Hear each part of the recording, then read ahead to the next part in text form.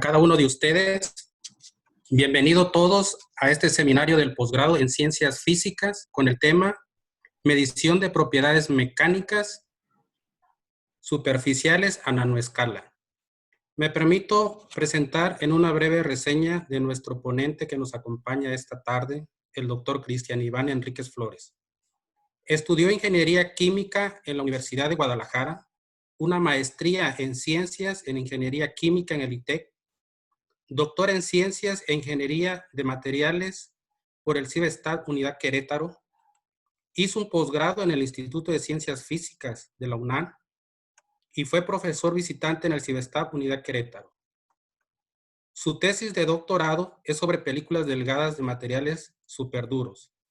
El doctor Enríquez ha publicado diversos artículos en revistas indexadas y actualmente tiene el reconocimiento de SNIT nivel 1. Bienvenido, doctor Enríquez, a la Universidad Autónoma de Chiapas. Muy buenas tardes todos tengan. ¿Sí me escuchan sin problemas? Sí, te escuchamos bien, Cristian. Ok, entonces en este seminario les voy a hablar acerca de las propiedades mecánicas a nanoescala usando métodos resonantes en AFM, que AFM son sus siglas en inglés de Atomic Force Microscopy, que básicamente es un microscopio de fuerza atómica. Mi intención con este seminario, más que decirles exactamente qué es lo que yo hago como investigador, es darles como una especie de panorama general de cuáles son las preguntas abiertas en esta área, por si alguno de ustedes desea entrar, digamos que a colaborar, ¿no?, con el grupo de investigación. Básicamente, el contenido de esta plática pues va a ser un poco de historia de la AFM, y bueno, ¿cuál es el método que se utiliza para medir propiedades mecánicas? Que es el llamado AFAM, o Atomic Force Acoustic Microscopy. ¿Cuáles son los esquemas experimentales que se han hecho? ¿Cuáles son los modelados que se han hecho para modelar la rigidez de contacto? ¿Y cuáles son los modelos que se tienen para modelar el contacto como tal? ¿Sí? Entonces, la microscopía de AFM o microscopía de barrido de sondas, pues fue inventada por ahí en el año 81 por estos dos señores, Binning y Roer. Los dos ganaron el premio Nobel en el 86, para que vean más o menos que en el 81 se inventa y en el 86 le dan el premio Nobel. Y bueno, básicamente estas técnicas se podrían decir que son una de las técnicas más que nos han permitido todo el desarrollo de la nanotecnología, ya que siempre se nos habla de que la nanotecnología ha sido inventada o ha sido descubierta desde una perspectiva, digamos que netamente teórica, lo cual es verdad. Sin embargo, las herramientas para medir todas las propiedades que tienen este tipo de estructuras también ha permitido el desarrollo de la tecnología, porque al final de cuentas, si no tenemos mediciones, no vamos a poder tener control, y si no tenemos control, no podemos tener tecnología. Entonces nosotros necesitamos controlar a nanoescala, y para poder controlar a nanoescala necesitamos primero medir a nanoescala. Entonces se desarrollan básicamente, digamos que de cierta forma, tres técnicas cuando se inventan esas técnicas de barrido por sondas, las cuales son el barrido por tunelamiento, que básicamente es como se inventa. Básicamente en esto podemos ver aquí es el primer microscopio. Y bueno, básicamente lo que se tenía un alambre muy, muy afilado que estaba separado en una distancia nanométrica de la superficie que nosotros queríamos medir. Entonces, básicamente aquí lo que se hacía era un efecto túnel. ¿Por qué? Porque aquí tengo mi superficie, la cual es conductora, y encima tengo un material que es aislante, que es el viento, el aire, completamente. Y entonces yo lo que hacía era, iba midiendo esta corriente que se daba entre esta placa y esta placa. Entonces yo al fijar esa corriente, yo podía medir cómo era la superficie, ¿sí?, que era como una especie de tocadiscos, iba viendo completamente la superficie. Sin embargo, vieron que esto tenía un gran problema. El principal problema que tenía es que no todas las superficies son conductoras. Entonces, cuando yo tenía un material que era un material distinto, que era completamente aislante, entonces yo no podía medir. Entonces, posteriormente, ellos mismos, en el mismo 86, descubrieron lo que es el microscopio de fuerza atómica, que básicamente lo que hicieron es que pusieron una puntita y pusieron un arreglo de fotodiodos, ¿sí?, en este caso, y un láser. Entonces, es como una especie de tocadiscos, muchachos. Cuando empieza la superficie moviéndose, el láser se va desplazando y entonces a través de los fotodiodos yo voy monitoreando ese desplazamiento y yo puedo saber exactamente cuál es la altura de esa superficie. Al mismo tiempo que se hicieron estos dos descubrimientos, se descubrió otro que fue el microscopio de campo óptico cercano, que básicamente este microscopio utiliza un principio similar, pero en lugar de ser una punta, es un lente. Y entonces yo puedo, digamos que ampliar o disminuir, no sé cómo podríamos decirlo, el enfoque que tengo en un microscopio convencional. En un microscopio convencional, mi limitante es la longitud de onda de la luz visible, y en este caso yo puedo hacer que ver un poquito más la longitud de onda visible con esta técnica al acercarme muy, muy cerca de la superficie. Pero de ese no vamos a hablar, básicamente vamos a hablar del AFM. Las características que nos tiene comparado con otros microscopios, como puede ser el óptico, el cofocal, el SEM y el microscopio de fuerza atómica, pues podemos observar que la resolución en X y en Y en un perfilómetro convencional es de 1 micra, en un óptico es de media micra, en un cofocal podemos llegar hasta 170 nanómetros, en un SEM podemos llegar a 2 nanómetros, en cambio con el AFM podemos llegar a una resolución de 0.1 nanómetros, o que vendría siendo en Armstrong, ¿no? La resolución. La resolución en Z en un perfilómetro es de 1 nanómetro, el microscopio óptico no tiene resolución de Z, el cofocal tiene una resolución de 500 nanómetros, el SEM no tiene resolución en Z, y el AFM tiene una resolución de 0.01 nanómetros. Entonces, por lo consiguiente, yo puedo medir cosas que midan unos cuantos nanómetros, unas cuantas decenas de nanómetros, ¿no? Para poder medir las cosas. Ahora, en cuanto al entorno que se utiliza para la preparación de la muestra, que es muy importante, casi todos trabajan en vacío, los que son mucho más precisos como son el SEM y el cofocal. En cambio, el AFM tiene una ventaja que puede trabajar en aire, en líquido, en gas o en vacío. Entonces, esto nos ha permitido que no solamente el AFM se esté utilizando para nanotecnología, sino inclusive actualmente se está utilizando mucho, mucho, mucho en células, en biología, en toda esa otra parte, porque se puede medir en líquido. Si tú puedes medir en líquido, tú puedes medir en vivo, en el caso de células, ¿no? Entonces, por lo consiguiente, últimamente está siendo muy utilizado para lo que es toda la biofísica. En cuanto a requerimiento de muestras, pues realmente no se requiere ningún tipo de requerimiento de muestras, y en cuanto al daño, pues prácticamente no hay ningún tipo de daño, ¿no? Y podríamos resumir esto en cuanto a amplificación. Mientras que un microscopio óptico está por 10 a la 3 la amplificación, en un microscopio de FM podemos llegar a por 10 a la 9. Cabe señalar que ya actualmente tenemos otro microscopio que es el TEM de transmisión, que ese sí nos puede llegar a resoluciones mucho más pequeñas de esto. Inclusive actualmente se han visto bencenos, cadenas de bencenos en estos microscopios. ¿Ok? Yo siempre he dicho que el AFM tiene las ventajas de que nosotros prácticamente es como si tuviéramos un tocadiscos. Entonces, si nosotros tenemos un brazo o una palanca que puede tocar la superficie, entonces nosotros podemos hacer casi, o podemos inventar casi cualquier tipo de experimento. Entonces, ha habido muchos experimentos que se han diseñado para medir propiedades ópticas, para medir propiedades térmicas, para medir propiedades eléctricas, que ahorita no lo vamos a tocar en esta plática. Y uno de los temas que más se ha utilizado es lo que le llaman AFAM, o lo que es lo mismo para medir técnicas de mecánica, ¿no? Entonces, para medir propiedades mecánicas. Nace, esta técnica nace de una manera, digamos que medio fortuita, por lo que se quería observar era medir propiedades ferroeléctricas, y se termina viendo que también se pueden medir propiedades mecánicas. Voy a ponerles un pequeño video, a ver si se alcanza a observar.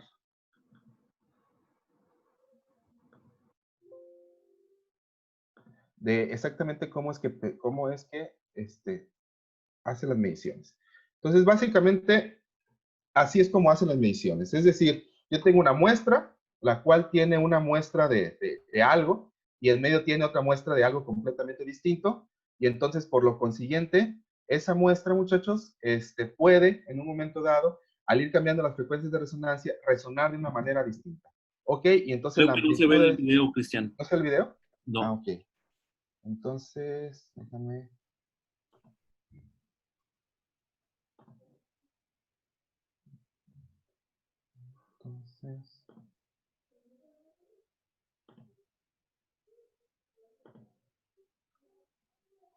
Entonces, vamos a ver. Entonces, bueno. Entonces, básicamente lo que yo les decía era que tenemos una muestra. ¿Ya se ve? Sí, ya se ve. Ok, entonces básicamente nosotros lo que tenemos es una muestra, muchachos, la cual está compuesta por dos materiales. No necesariamente tienen que ser dos materiales distintos, pueden ser inclusive dos fases distintas del mismo material. Simple y sencillamente tienen que tener diferentes propiedades mecánicas. Y entonces si nosotros ponemos a resonar a la frecuencia de resonancia, lo que va a pasar es que la amplitud de esa frecuencia de resonancia va a variar de acuerdo a si el material, digamos que tiene las mismas propiedades mecánicas o no. Entonces, por ejemplo, aquí podemos intuir que toda esta parte del material tiene las mismas propiedades mecánicas, pero cuando se pone a resonar con otro material con otras propiedades mecánicas distintas, la amplitud baja y entonces por lo consiguiente podemos tener un perfil de exactamente cómo es la medida superficial o cómo es la forma superficial de esas propiedades mecánicas. ¿Ok? Sin embargo, el problema principal que tuvo esta técnica, déjenme dejar de compartir la pantalla. Déjenme comparto la presentación.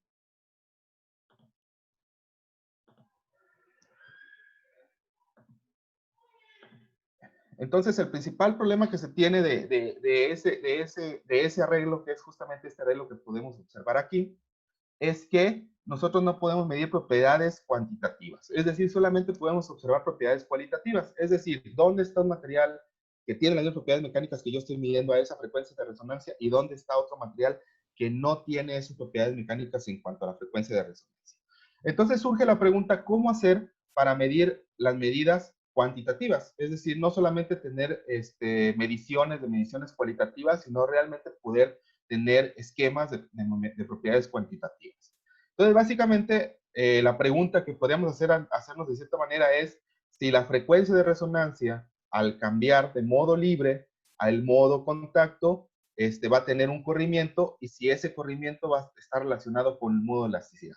Y la respuesta es sí, sí está relacionado con el modo de elasticidad. Vamos a observar cómo está relacionado con el modo de elasticidad y cómo podemos hacer ese cálculo. Y cuáles son los retos que se tienen para poder hacer ese cálculo. Entonces, los retos que se tienen por principio de cuentas o que se tenían en ese entonces, pues era poder medir una frecuencia de resonancia punto a punto. Es decir, no única exclusivamente poder medir una frecuencia de resonancia, medir a una frecuencia de resonancia, sino en cada píxel ir midiendo una frecuencia de resonancia.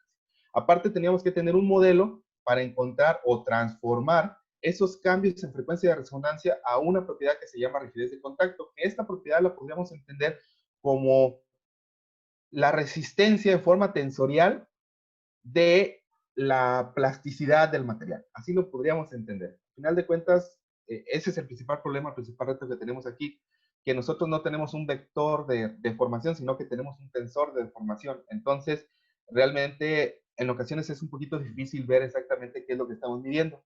Y por último, a partir de esta rigidez o de esta resistencia a poder deformarse de la superficie, si lo podemos pasar ahora sí a una propiedad mecánica que es el modo de elasticidad o el modo de Young, ¿sí? Entonces, básicamente, por principio de cuentas, con los esquemas experimentales, pues empezaron por allá del 2000, la misma persona que descubrió el AFAM, que es la que lideraba en aquel entonces el doctor Arnold, que ya se retiró, y que estaba su profesor asistente, la doctora Ute Rabe, ellos propusieron por principio de cuentas, este experimento para medir, ¿no? Por allá del 2000. Por allá del 2000, muchachos, no teníamos loquines de alta frecuencia, entonces, por lo consiguiente, ellos lo que hicieron fue utilizar básicamente lo que es un esquema que se le llama heterodyne. Cuando yo tengo una frecuencia digamos que de una frecuencia muy alta, muy baja, perdón, y yo le monto una onda con una frecuencia más alta, cuando la frecuencia más alta tenga cambios, también va a tener un leve corrimiento de la frecuencia más baja, ¿no? Entonces, a través simple y sencillamente de ese experimento, es que propusieron este experimento. Sin embargo, el principal problema que tenía es que era muy lento. Como utilizaba frecuencias muy lentas para su loquín, que solamente era de 20 Hz, entonces las mediciones se hacían muy lentas, duraban aproximadamente 5 o 6 horas. Cuando yo estoy midiendo con propiedades mecánicas a niveles muy bajos, muchachos, uno de los principales problemas que yo tengo es algo que se llama drift térmico, es decir, si yo aumento o disminuyo 1 grado centígrado la temperatura en un cuarto, va a haber pues digamos que se va a mover completamente todo ese cuarto debido justamente a los cambios de esa temperatura. Cuando esa macroescala, es decir, cuando yo lo pienso en una casa, pues se mueve milímetros o quizá a lo mejor se mueve nanómetros. Sin embargo, cuando yo estoy haciendo mediciones a tamaño nanométrico, realmente es muy grande ese cambio. Entonces, no permitía obtener un buen mapeo de propiedades mecánicas. Se sigue investigando, ¿sí? Y posteriormente viene Donna Hurley, por ahí del 2007, y propone utilizar electrónica, ¿no? Es decir, siempre que tenemos un problema en mediciones, generalmente uno suele recurrir a los ingenieros electrónicos y generalmente uno aplica control. Entonces, básicamente lo que se utilizaba aquí era algo que se le llama DSP, que DSP básicamente lo que es un buscador de frecuencias de resonancia. Entonces, básicamente lo que yo hago es me pongo en un punto y yo meto un switch de frecuencias y mido la amplitud, luego me pongo en otro punto, mido otro switch de frecuencias y veo la amplitud, y pues básicamente lo que voy haciendo es como voy buscando justamente este máximo, ¿no? Aquí voy a tener, si yo mido la derivada de esa señal, entre comillas, me va a dar la dirección para empezar a irme chun, chun, chun, y poder colocarme justamente en el máximo, ¿no? Entonces, básicamente es lo que hacía ese método. El problema de ese método es que única y exclusivamente me daba frecuencias de resonancia, que posiblemente vamos a ver un poco más adelante, que a lo mejor si nosotros descomponemos esta onda en sus componentes vectoriales, puede ser que a lo mejor nos dé un poquito más de información. Posteriormente, por ahí desde 2007, también un científico que lideraba en ese entonces, Sergei Kalinin, propusieron lo que le llamaron ellos un método, que básicamente lo que era que yo metía una señal, una frecuencia en el tiempo, y posteriormente por medio simple y sencillamente de algoritmo, lo que hacía es que lo llevaba al dominio de Fourier, sacaba el espectro, ¿sí? Y básicamente es lo que yo hacía, ¿no? Entonces a esto le llamaron band excitation, y básicamente lo que hacía era que obtenía imágenes de, ahora sí, punto a punto de estas frecuencias de resonancia. Sin embargo, el principal problema que tenía esto es el ruido, ya que si nosotros también pensamos, pues básicamente a temperatura ambiente todo está vibrando. Entonces, dentro de esta señal, ¿sí? Teníamos demasiado ruido. Entonces, las señales eran muy ruidosas y realmente a veces no obteníamos lo que queríamos obtener, ¿no? Entonces, nosotros, ya así en el grupo, nosotros lo que propusimos en el 2012 era que en lugar de utilizar este método de band excitation, de hacerlo a través de un programa o de un software, nosotros lo que utilizábamos era un lock-in. Que un lock-in básicamente, de cierta manera, lo que hace es que utiliza este mismo principio de transformar toda la transformada de Fourier, pero al mismo tiempo es un filtro pasabandas. Entonces, básicamente lo que tú le dices es, de aquí a aquí, yo quiero que me saque la transformada de Fourier y todo lo demás quiero que lo elimines, no me interesa, ¿no? Entonces eso nos daba propiedades mucho menos ruidosas y mucho mejor, ¿no? Y también aumentaba mucho la velocidad, porque al estar obteniendo un lock-in externo para poder obtener esa frecuencia, entonces nosotros lo que hacíamos es que aumentaba muchísimo la velocidad. Entonces prácticamente en 20 minutos se podía obtener todo un barrido. Básicamente en estas gráficas, sí que era la verificación del método de ver qué tan rápido podíamos ir, ¿no? Entonces, básicamente nosotros lo que le dimos fue 100 segundos, 50 milisegundos por píxel, 10 milisegundos, 5 milisegundos y 2.5 milisegundos. Se puede observar que en 2.5 milisegundos prácticamente la señal se pierde, esta es la señal original obtenida, y realmente nosotros podíamos forzar a lo mucho en 5 milisegundos, ¿sí? Lo mismo paseaba en fase, y bueno, también lo mismo veíamos en amplitud, y de esa manera es que escogimos que 5 milisegundos era lo máximo que podíamos llevar cada barridito de frecuencias quedándose en un píxel. Entonces, aquí básicamente es más o menos lo mismo, y se pueden obtener imágenes de este estilo, muchachos, donde nosotros, aquí pueden observar que estos son 200 nanómetros de una superficie, en este caso es nitruro de titanio, es decir, de aquí a acá mide aproximadamente 500 nanómetros, y podríamos obtener barridos de frecuencia, ¿sí? Que son estos, barridos de amplitud y barridos de fase. Y esas frecuencias nosotros podíamos transformarlas a módulos de elasticidad. Entonces, el primer problema que nosotros nos encontrábamos, nosotros estábamos un poco sorteándolo.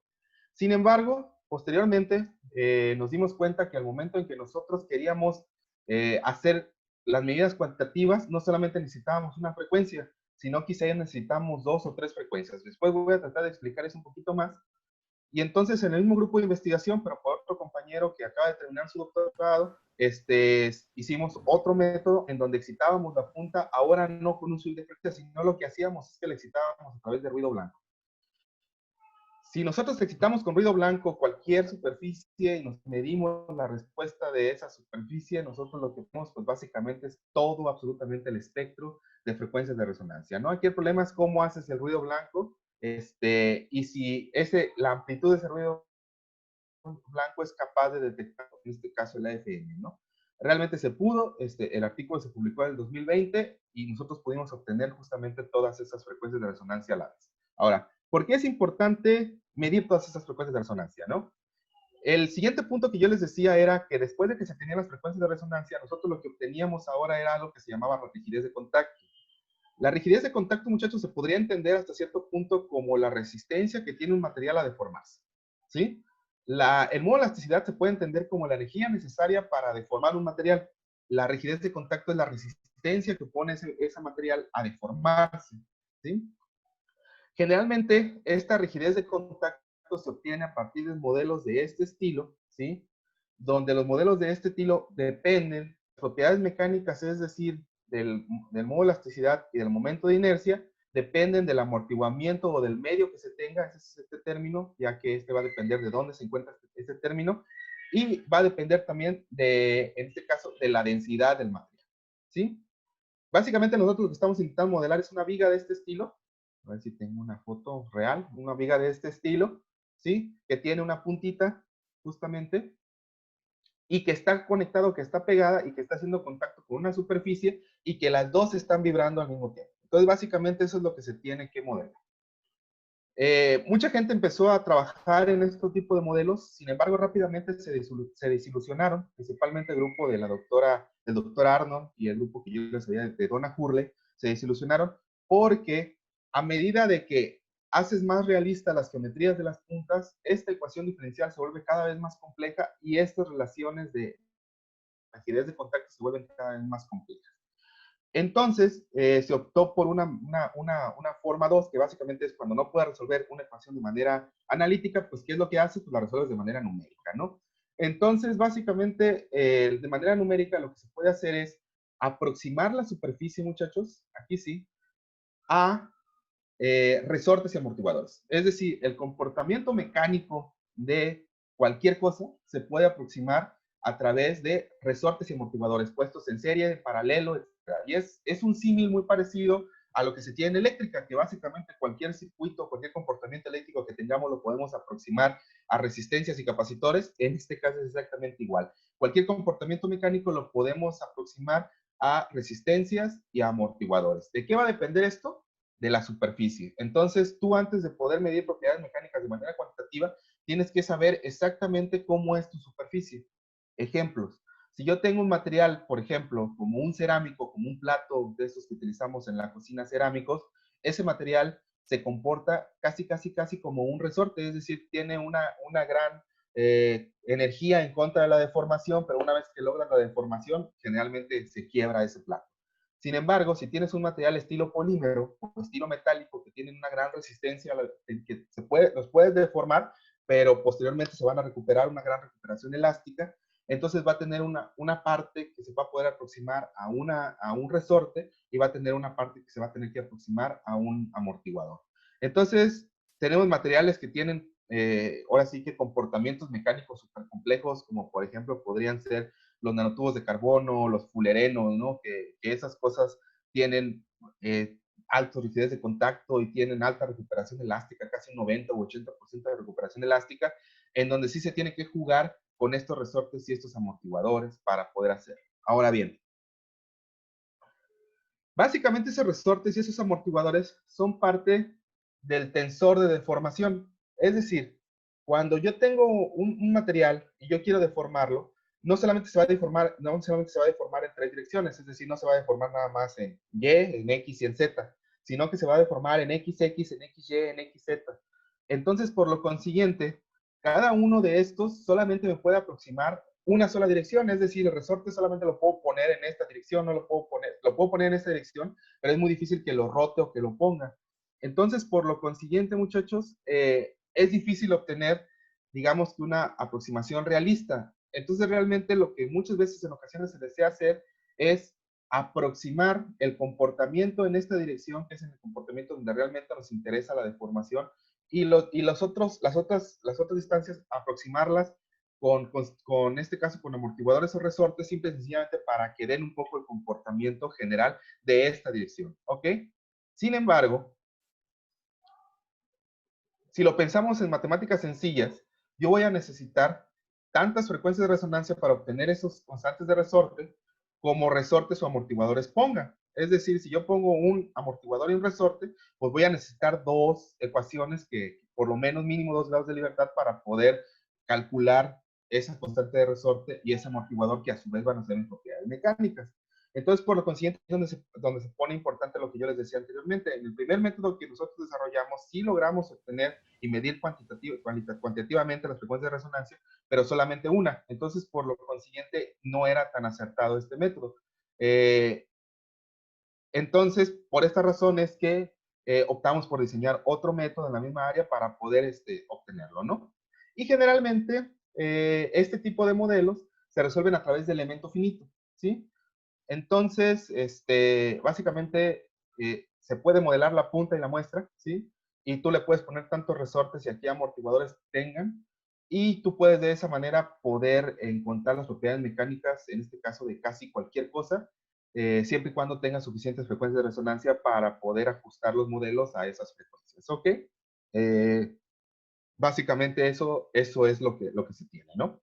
Otro de los grandes problemas que se tienen es que las puntas no todas son iguales, entonces para cada punta o para cada geometría de cada punta, ya que depende del momento de inercia y a su vez el momento de inercia depende de la geometría, necesitamos, pues en este caso, desarrollar modelos de elemento finito. Este tipo de puntas, que son las puntas que les llaman trapezoidales, están muy estudiadas, sin embargo, hay puntas triangulares, hay puntas redondeadas en la punta. Todo ese tipo de puntas realmente no hay tantos trabajos hechos acerca de eso, ¿no? Entonces, eso es un área de oportunidad que se tiene en un momento dado para poder seguir estudiando, ¿no? Otra de las cosas que también se tiene es el contacto punta-muestra, ¿sí? Básicamente, generalmente, la rigidez de contacto que yo les decía está relacionada con el modo de elasticidad a través de esta ecuación muy sencilla, que básicamente es 2AE. A recordar que este es un tensor, recordar que este también es un tensor. Y básicamente lo único que tengo que saber es el contacto punta-muestra, ¿sí? Aquí básicamente tampoco hay demasiada información acerca de este tipo de contacto, básicamente unos cuantos artículos que hablan acerca de esto y unos cuantos artículos teóricos que hablan acerca de este problema, ¿no? Si nosotros pensamos en la punta de la FM, pues es una punta pequeñísima de unos cuantos nanómetros de diámetro. Entonces, realmente, ¿qué sucede cuando yo pongo un contacto de superficie punta muestra? Realmente nadie lo sabe, ¿no? Entonces hay dos teorías que son súper clásicas del contacto hertziano, que se tienen desde hace muchísimo tiempo, que básicamente puede haber dos tipos de contacto. Cuando tenemos un medio continuo, que es básicamente un contacto de tipo flat punch, un contacto de tipo hemisférico. Si se da un contacto de tipo hemisférico, pues básicamente el área guarda esta relación con respecto a la fuerza, y si se tiene un contacto, en este caso tipo flat punch, el área prácticamente permanece constante, entonces pues prácticamente no guarda ninguna relación con la fuerza, ¿no? Entonces nosotros nos dimos a la tarea justamente de explorar estas cosas. Nosotros dijimos, bueno, pongamos en contacto, sí, en este caso, en Video Corning, nosotros lo que hacemos es que vamos variando la fuerza, de esta manera, esta fuerza es en newtons, y pues nosotros vamos monitoreando las frecuencias de resonancia. ¿Por qué? Pues básicamente por relación, ¿no? Si la fuerza está relacionada con el área y a su vez el área está relacionada con la con la rigidez de contacto, y a su vez la rigidez de contacto está relacionada con la frecuencia de resonancia, pues entonces de esa manera yo puedo intuir que la frecuencia de resonancia está relacionada con este caso con el área, ¿no? Entonces, por lo consiguiente, cuando nosotros hicimos experimentos en Video Corning, prácticamente nos dio un contacto tipo flat punch, ¿sí? Se fijan aquí. En esta parte de aquí, muchachos, es una parte muy interesante porque pareciera como que aquí dominan las fuerzas de Van der Waals, y luego posteriormente, después de que ya logro pasar esa barrera, yo pienso que lo que logro hacer es, logro penetrar la pequeña capita de agua que está sobre todas las cosas, en este caso a nivel ambiente, Y una vez que logramos romper esa barrita del agua, entonces ahora sí ya podemos estar sobre la superficie y tenemos prácticamente un contacto tipo flat punch. Lo mismo, bueno, hicimos, digamos que lo medimos justamente en el tiempo y lo que observamos es que tenemos saltos, ¿sí? Creemos que esos saltos son debido a que se va rompiendo la punta, básicamente, y tenemos que en días muy lluviosos, pues básicamente nosotros tenemos mucho mayor fuerzas de Van der Waals, ¿no? Sin embargo, no sucede eso en el titanio. En el titanio sucede que sí tiene un comportamiento de este estilo que pareciera que es un comportamiento de tipo raíz cuadrada. Entonces, por lo consiguiente, en el caso de metales sí tenemos un contacto tipo hemisférico. Aquí se puede observar de una mejor manera ese tipo de contacto. Entonces, muchachos, pues básicamente para poder medir propiedades mecánicas a nanoescala, yo necesito medir las frecuencias de resonancia, ¿sí? Nosotros propusimos este método, medíamos las frecuencias libres, con esas frecuencias libres calculábamos la geometría del cantilever, con estas también medíamos las frecuencias de resonancia, calculábamos las relaciones que había entre Ks y Kn, y podemos calcular curvas de fuerza contra rigidez de contacto, y posteriormente podemos usar la relación de Kn igual a 2AE para calcular, en este caso, los modelos de módulos de elasticidad. ¿Ok? Entonces se obtenían cosas como esta, muchachos. Obteníamos cosas donde esta era, así se veía la superficie, así se veían las frecuencias de resonancia, muchachos. Y si nosotros hacíamos un análisis de todas estas frecuencias de resonancia, resulta que obteníamos 3 picos, ¿sí? En este caso. Y resulta que este material tenía 3 planos cristalinos que estaban creciendo ahí, que pareciera como que estaban relacionados justamente con esos 3 picos, ¿no? Así que seguimos nosotros con nuestra búsqueda, obtuvimos los módulos de indentación, ¿sí? Seguíamos obteniendo exactamente la misma distribución de 3 picos, y posteriormente obteníamos las frecuencias de resonancia y que efectivamente todas estaban relacionadas con 3 picos. No solamente eso, si pueden observar, esta primera difractómetro de rayos X solamente tiene un solo pico. Eso significa que está creciendo todo de una manera en el mismo plano cristalino, y esta solamente tenía un pico de resonancia, mientras que estas 3 sí contaba con los 3 picos que yo les estaba hablando de resonancia. Entonces, eso es lo que pudimos hablar.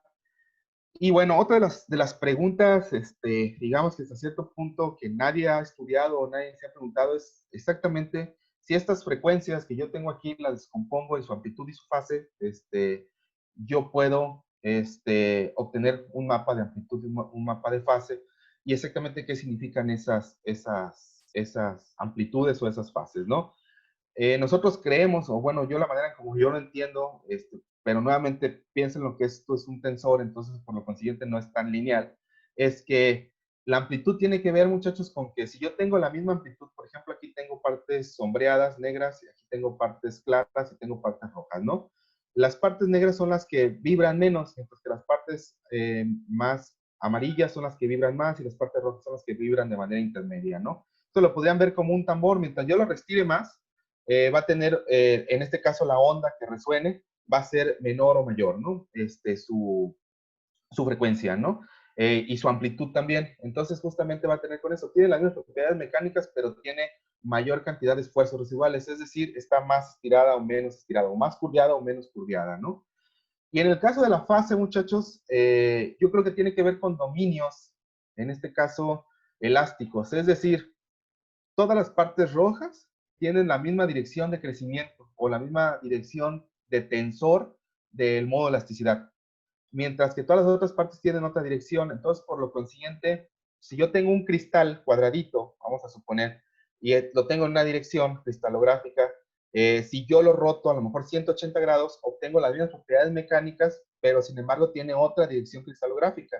Entonces, por lo consiguiente, esto es justamente lo que me indica es dominios elásticos, ¿no? Entonces, básicamente es algo que tampoco está muy estudiado y que también en un momento dado se podría estudiar, ¿no? Por mi parte sería todo, muchachos. Pues esto se ha hecho en colaboración con esta gente de diferentes partes. Y pues no sé si tengan alguna pregunta, muchachos. Muchas gracias, Cristian. Muy padre plática. Vamos a pasar a la sesión de preguntas. ¿Alguien tiene alguna pregunta?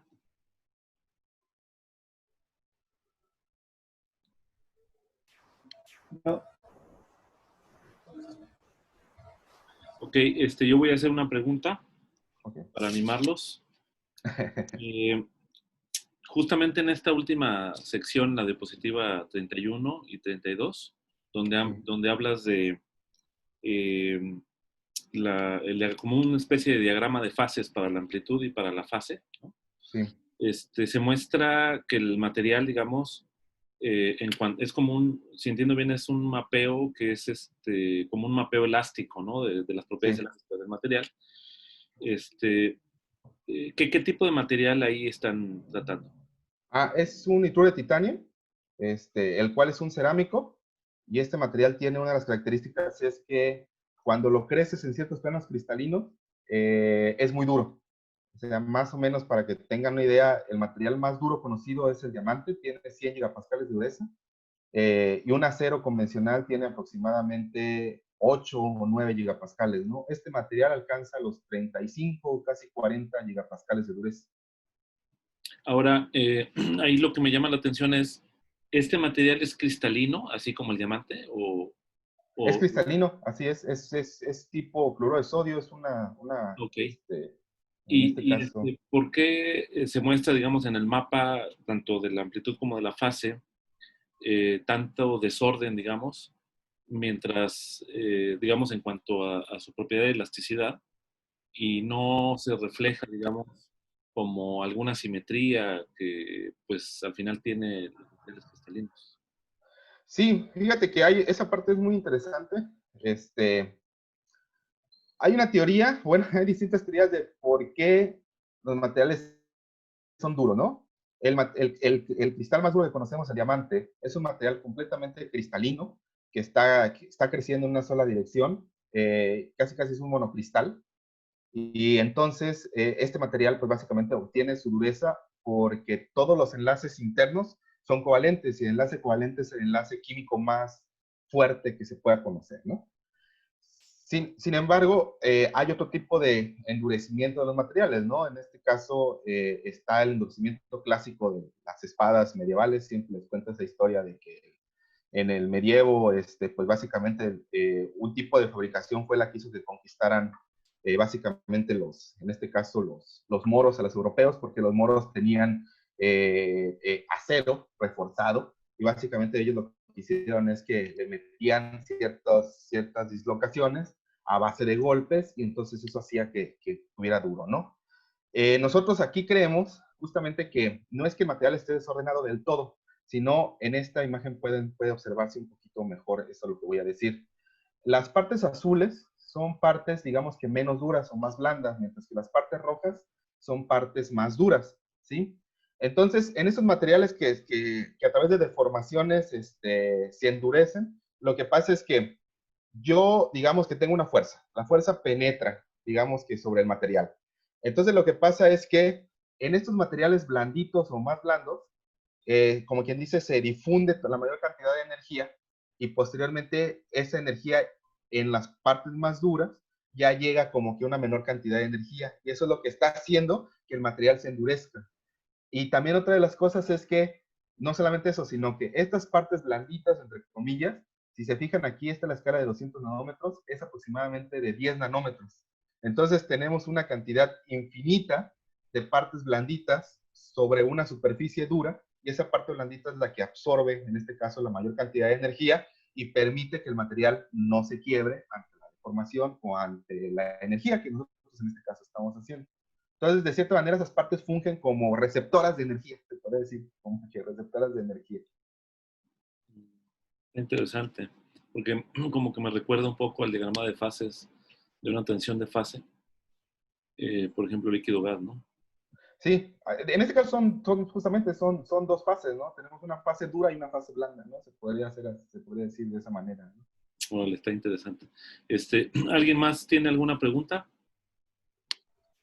Yo tengo una pregunta. Adelante. La primera pregunta es, ¿cuáles son los materiales más blandos que pueden estudiar? Y en cuanto cuando se toma la muestra para hacer el análisis, ¿qué relevancia tiene el hecho de que la muestra o la superficie de la muestra esté pulida? Ok, bueno. En cuanto a los materiales más blandos que se pueden utilizar, pues prácticamente no hay límite. Nosotros hemos estudiado células, ¿no? Con estos glóbulos rojos y no tuvimos mayor dificultad para estudiarlos, salvo la que presenta estudiar materiales de ese estilo, ¿no? Que no se pueden simular de una manera sencilla como el caso de los cerámicos que yo les explicaba con 3 resortitos y ya, ¿no? El caso de un polímero, pues exige que tú lo modeles con amortiguamiento, ¿no? Principalmente porque, pues, al final de cuentas, si nosotros pensamos en una célula, pues es un polímero, sobre todo la membrana celular, ¿no? Porque también hay que hablar eso, este tipo de mediciones solamente penetran a lo más 10 nanómetros, es decir, solamente mides propiedades muy, muy superficiales. Entonces no hay ninguna dificultad. Ahora, en cuanto me decías de las muestras, del pulido de las muestras, muy bien. Aquí es como, estamos hablando pues si tú pules una muestra, una superficie, tú lo que haces es que, lo que se dice vulgarmente, expones la micrografía, ¿no? Entonces, si nosotros pensamos en la superficie de la superficie de la muestra es algo que termodinámicamente no está en equilibrio, ¿no? Y que no representa el bulto de la muestra.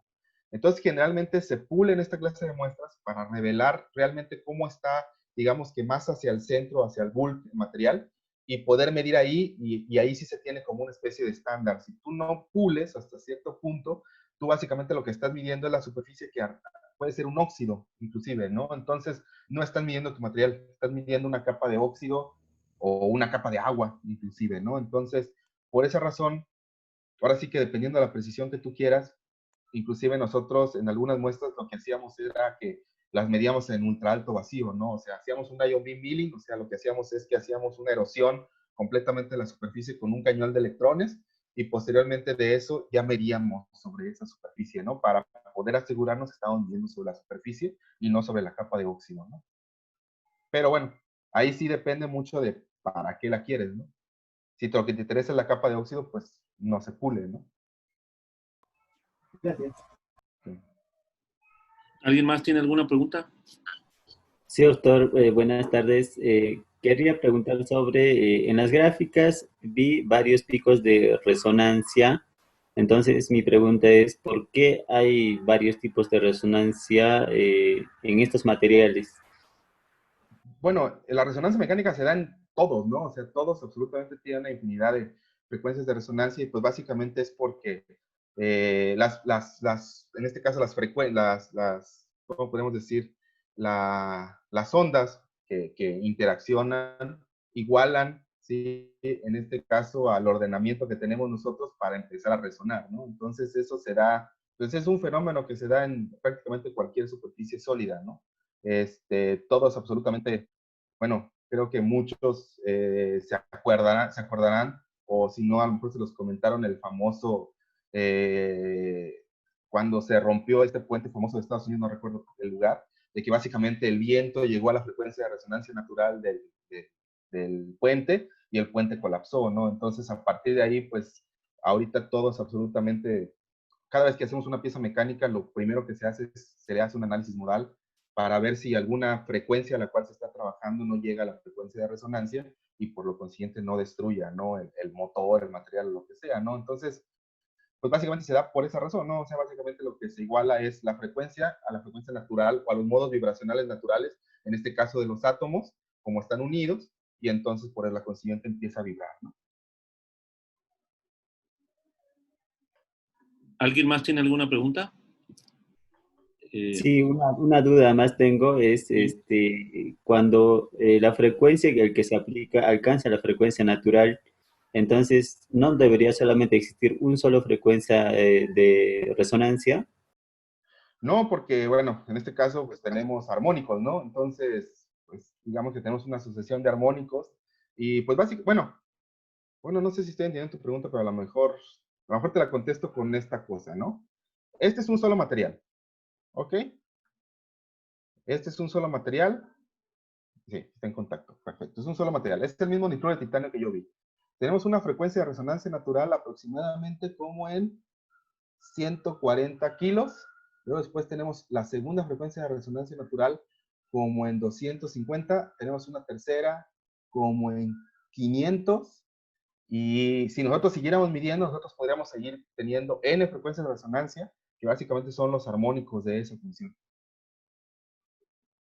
Ah, ya, doctor, muchas gracias. Sí, muy bueno la respuesta y sí, acabo de entender. Muchas gracias. Sí. Muy bien. Hay una pregunta que plantearon en chat. Dice, ¿qué es el ruido blanco y por qué se usa? Ok, el ruido blanco se supone que tiene la teoría de que es un ruido que contiene todas las frecuencias de resonancia. Entonces, básicamente, bueno, ahí ya a lo mejor voy a meter un poco en la teoría, en análisis de sistemas y en control. Si tú excitas con ruido blanco, digamos, cualquier cosa, tú lo que obtienes son todas sus frecuencias de resonancia. Aquí lo difícil es ¿qué es ruido blanco? ¿No? Entonces, ruido blanco es, por ejemplo, el ruido galáctico del Big Bang, eso es ruido blanco. Hacerlo de manera artificial es muy difícil, muy complicado, ¿no? Se tienen algoritmos, básicamente son algoritmos, digamos que tienen muchísimas ecuaciones para poder acercarnos, pero básicamente el ruido blanco es eso, ese ruido que contiene todas las frecuencias de resonancia, o ese ruido que se junta al convolucionar todas las frecuencias salidas y por haber, y bueno, se utiliza por esa razón. Si tú excitas con todas las frecuencias, pues básicamente tú lo que obtienes al transformarla, bueno, al sacar la transformada de Fourier, pues va a ser justamente todos los modos vibracionales, en este caso de esa cosa que estás aplicando en el ruido blanco. O sea, no solamente se utiliza para esto, o sea, tienen diversas aplicaciones, ¿no? Manuel levantó la mano. Adelante. Buenas tardes, doctor. Buenas tardes. Muy interesante la charla. ¿Utilizan la teoría del control, todo lo que es el proceso matemático de la teoría del control en estos sistemas? Bueno, sí, sí, o sea, sí y no. ¿Por qué? Utilizamos básicamente toda más bien la teoría de análisis de Fourier, básicamente que es muy utilizada en teoría de control.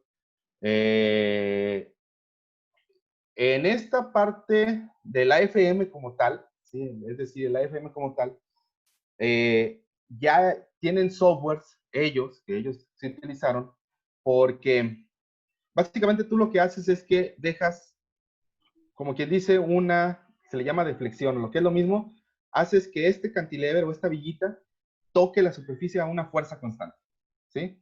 Entonces, si tú, digamos que aplicas una fuerza, ¿no? Entonces yo tengo mi fuerza y va a generar una pequeña deformación, ¿no? Entonces el cantilever se va también a deformar un poco, es decir, se va a subir un poquito hacia arriba, ¿no?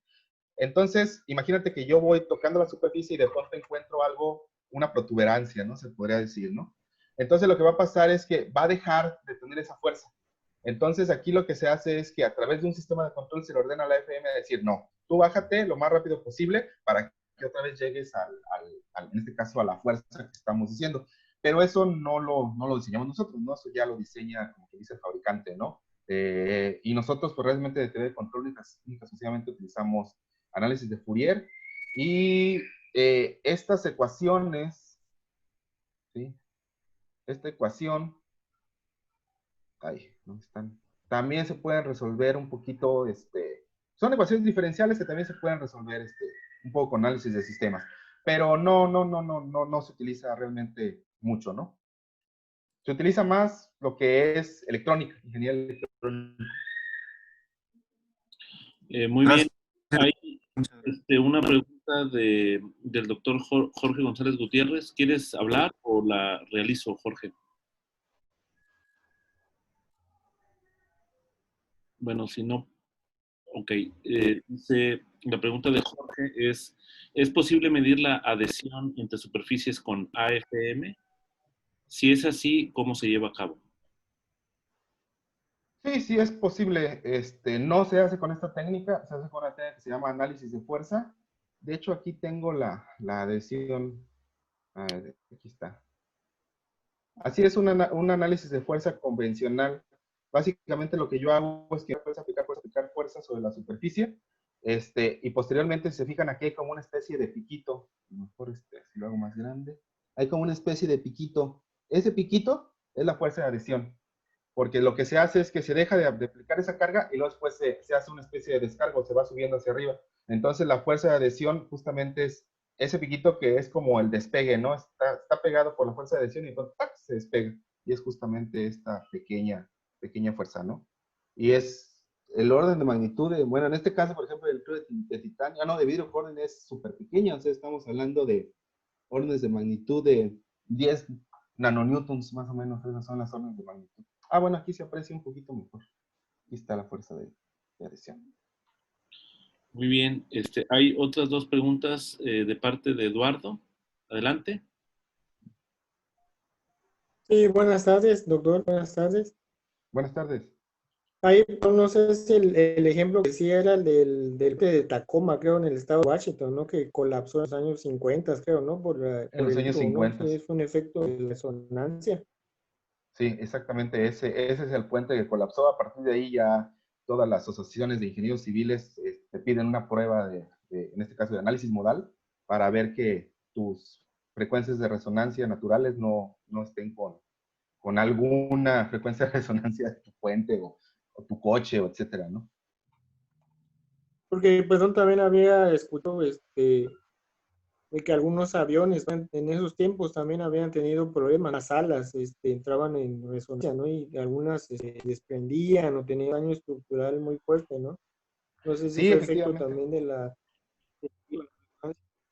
Sí, es un efecto de resonancia y de hecho hicieron que cambiaran completamente la ley de aviación civil.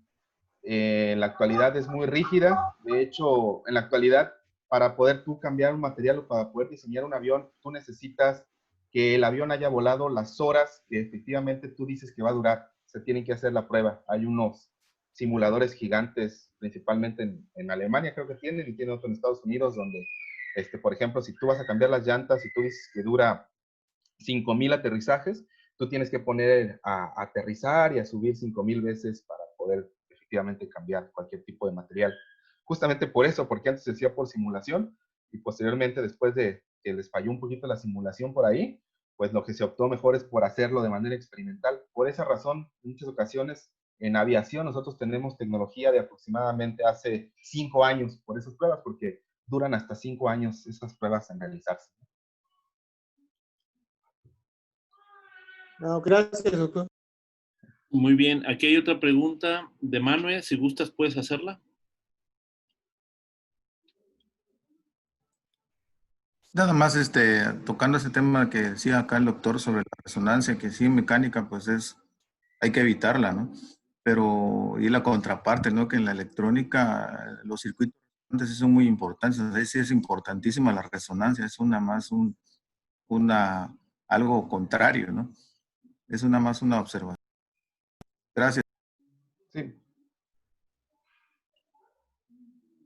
Muy bien. ¿Alguien más tiene alguna otra pregunta?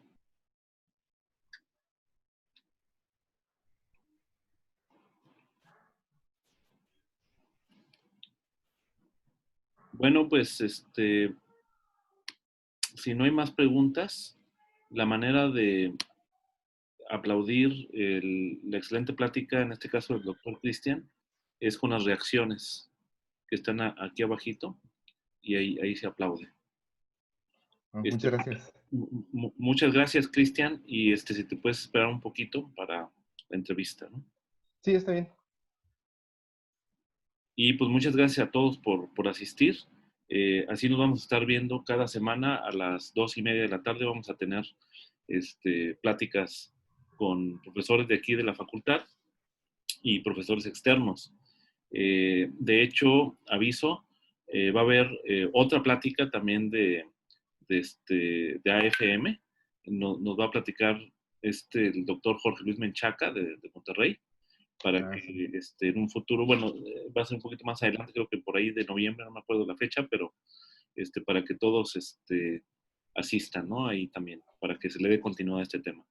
Así que, pues, muchas gracias a todos por venir y pues ahora vamos a hacer la entrevista, así que les pido de mucho favor si pueden retirar las... Ya después la podrán ver ustedes la entrevista del público, ¿no?